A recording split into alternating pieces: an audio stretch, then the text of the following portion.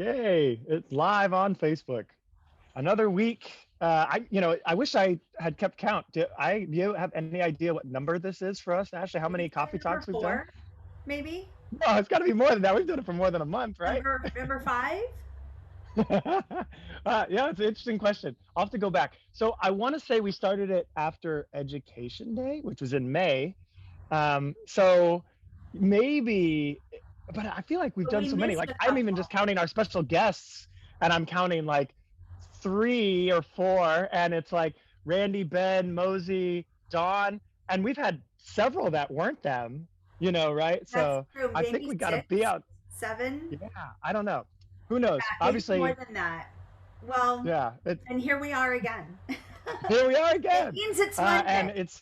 it's a Monday. It's our coffee break, and it's the end of June. We're wrapping another month here, and we're looking to the future a lot. Summer is, for those that don't know, is the time where we usually take half a week or even a whole week to kind of really in July. We're going to take this week this year where we really kind of plan the next calendar's year of events. So we start gauging the future. Hey, camp promotion has ended, and we get into this like, what's the future hold for us, and whatnot. And so with that, we're looking to the return of in-person events. And I know we're going to talk a lot about different things this morning or afternoon, this transition to afternoon here. But one thing I really want to highlight, which is going to come hopefully this week, if not very soon, we're working on a survey for the whole community that we would love as many people to fill out as they can.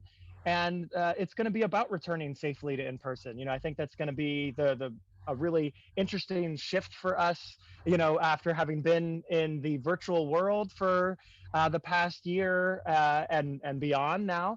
It's gone over a year, and but as we look to the summer, fall, and into 2022, we really want to get as much information and where the community feels about what what returning safely in person looks like. So please, everyone, keep an eye out for that survey. We will definitely be blasting it out all over Facebook and emails, and maybe even picking up the phone and calling people and saying, "Hey, have you seen that survey on our website?" Because it'll probably be a quick, only open for a week or two, but we'll want to try to get as many people to fill it out in that time frame as we can. Just because the more information we have, the better we'll be able to make safe plans for everybody to come back in person. Well, I'm so glad you mentioned that because we've actually got some in person events on the calendar already. And so we've got one in Fresno on July 20th. That's going to be a dinner event. And then we have another one in Oakland on August 5th. And that's also going to be a dinner event. And then we have a lunch on August 8th in the South Bay area. So everybody be looking out for all of that. But it's really important for us to know how you want to interact with your community now that we know what we know. And some of us are vaccinated, some are not, and there's so many things to consider. So we really hope that you'll take the advantage of the survey that we're doing. But Brian, there still are some events that are not in person, right? Like you've got Yeah, a couple that you're working on. so we definitely have stuff coming up, and I'll actually mention one other in-person event too, that I know we'll hopefully get Pete Barbonas, our board vice president, on here to talk more about it sometime soon. In one of these upcoming coffee talks, but we are going to try to. We're aiming to have our golf tournament return this fall and help fundraise for all the wonderful programs that we're going to be putting on after that into 2022.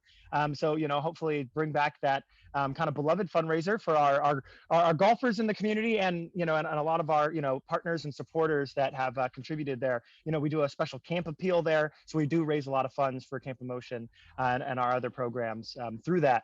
So that's coming back in October, and so that registration will be open this week. And so folks that are connected to that and want to get involved with that, definitely go get your foursome booked and whatnot, get your spot saved, and start those golfers and whatnot that want to come back to that.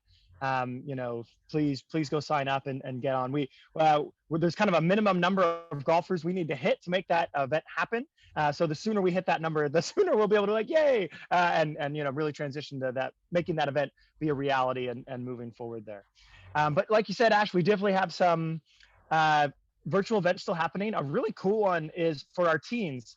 So, and I think this is really neat. We just had our virtual Camp Emotion, and we were really thinking about this group of kids that were campers the last time they went to camp in person, you know, in 2019, and now would have been a JC, a junior counselor. But we've been virtual the last two times, you know, in 2020 and 2021 for camp. So they haven't had this chance to like learn what it means to be a JC and what now. Hey, I still get to have some fun at camp, but now I'm responsible for taking care of the kids in my cabin and making sure that they're safe and having a good time, whatnot. And so there's a program that we're doing with Gut Monkey, which is an exciting group that we've worked with in the past, that just puts on a wonderful program.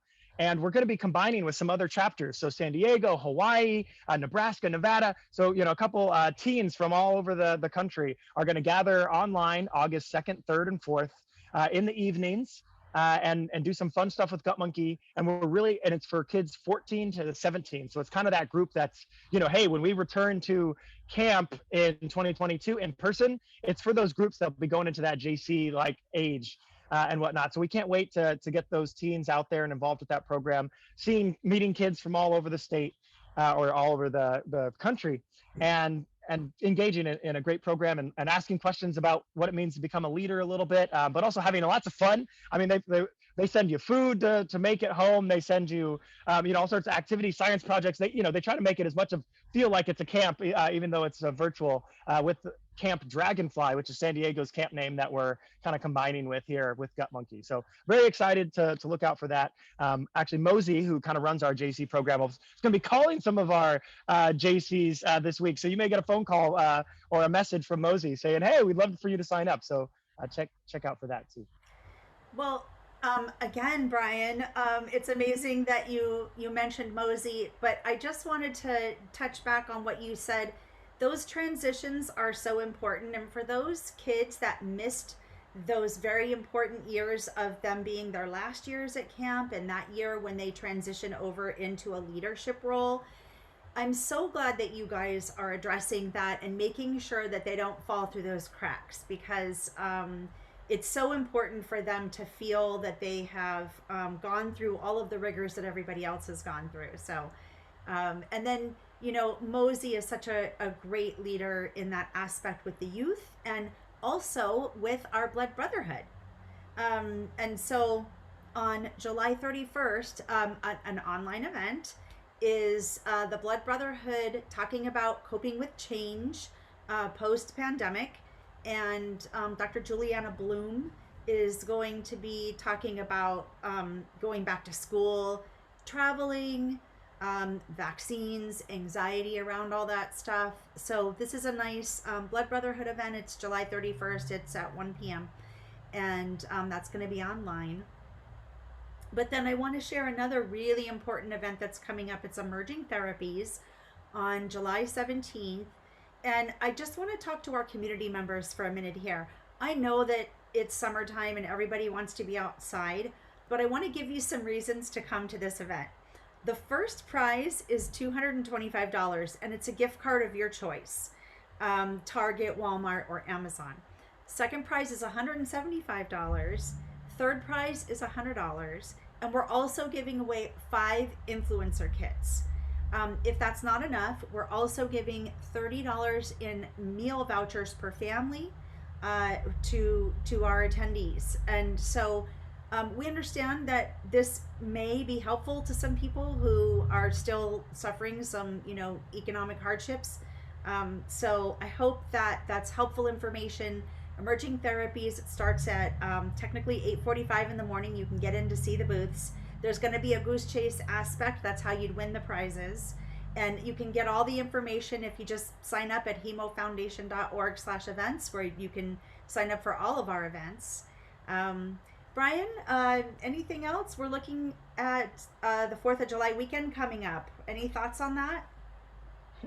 Yeah, I know we were talking right before we got to push live here, Ash, about yeah, Fourth of July is coming up, and I was sharing how my cousin is a captain in the fire department and whatnot, and every summer he gets really busy. He's been on both sides of that, where he's been the guy that gets shipped out to wherever the fires are, and helps as they move fire men around the state to battle those wildfires that get started. He's also been the small crew that has to stay local because you can't completely lose your entire city's fire department at the same time. And so then they end up being very short-handed during the wildfire season as well, and running extra shifts and working really really hard. So was feeling the strain and whatnot for him whatnot through this time. And we know the Fourth of July is a big time to have lots of fun and barbecues and fireworks and whatnot. But we just we were hoping that everybody hopefully takes it very seriously and safely.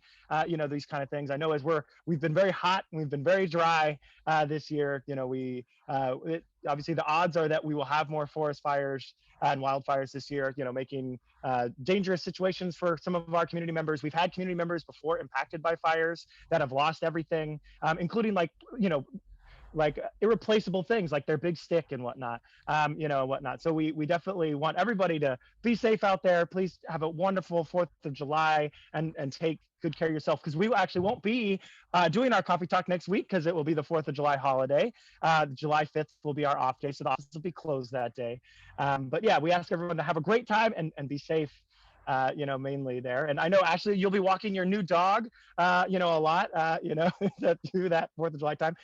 Hopefully he does okay with the fireworks. I know some dogs, have a little fear around the fireworks sounds. And so for those that, if you have dogs in your yard or whatnot, please take good care of them through this time. I know a lot of lost dogs end up, through this time with the fireworks that are going off. I live in Oakland, where I think it's been the 4th of July, like fireworks since May. We're kind of notorious for fireworks season being all summer. But, take good care of your pets and whatnot that don't necessarily deal well with all those big booms and whatnot. So. Well, I agree, Brian. Yeah, that was a long PSA. A lot of good info there. Be safe, everyone. Okay. Yep. See you next Take care, time. everyone. See you in Bye. 2 weeks. All right. Bye.